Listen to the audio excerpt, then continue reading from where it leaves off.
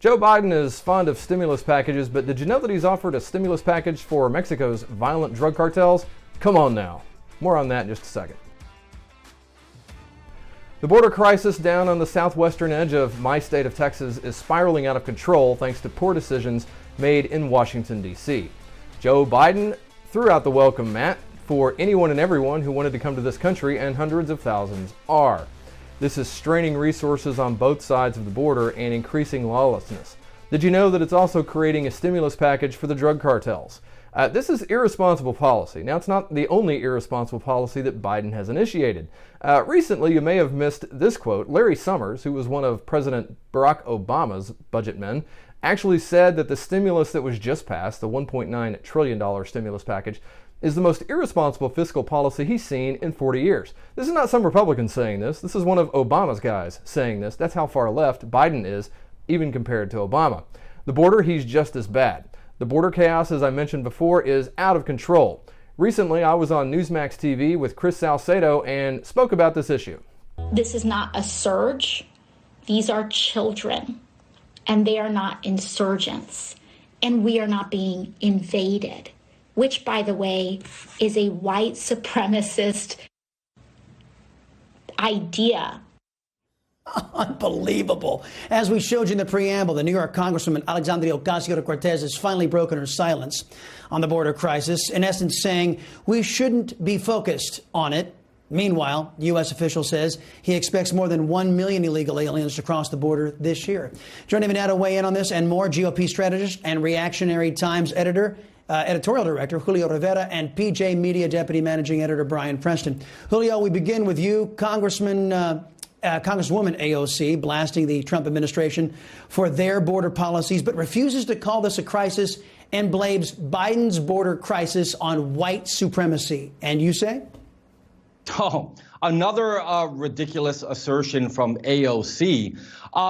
This is basically falls on the shoulders of Joe Biden himself. I mean, his messaging has been that he intends, it's an agenda issue for the Democrats to try to grant legalization and a pathway to citizenship to 11 million illegal residents. So, of course, that's going to cause a surge in the border. You couple that, Chris, with the fact that the President Biden immediately stopped border wall construction. This sends a message to Central America and to Mexico that America's open again. And this is causing a lot of problems, actually, even in Mexico, because we've had a surge in violence. I mean, there was a Guatemalan national who was just murdered by the Mexican military in the border city of San Marcos.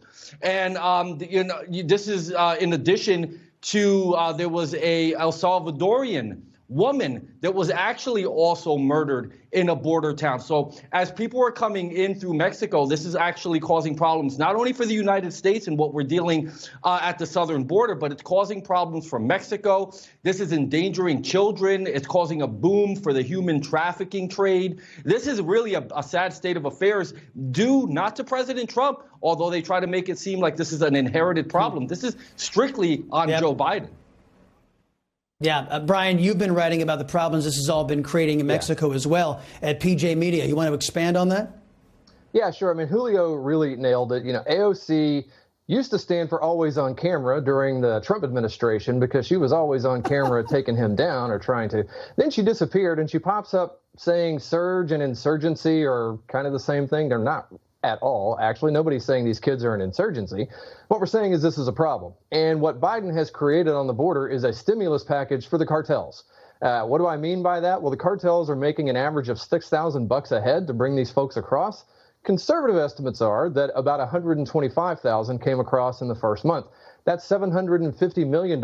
Extrapolate that over a year, and you've got $9 billion. That's a lot of money that the cartels can then use to buy weapons, to ship more people across, to ship more drugs across, to bribe officials on both sides of the border. This is creating untold chaos in Mexico. They're actually the victim of Biden's policy right now.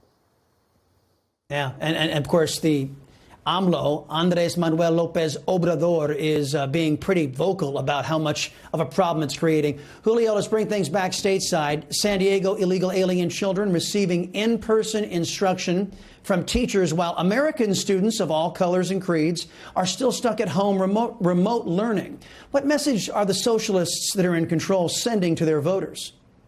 Well, I think a lot of those socialists, as you call them, Chris, are working for the state. They are. You know, they have to be, because this doesn't make sense. I think it's a slap in the face to the taxpayer. You know, parents that have children in these schools. You know, you've seen a rise in depression. You've seen a spike in suicide rates among school-age children because they just want to go back to normal life. Now, they're providing the educational resources, American teachers teaching these illegal border crossers over American students is really a disgrace. I hope you picked up on all the details that all three of us said in this segment.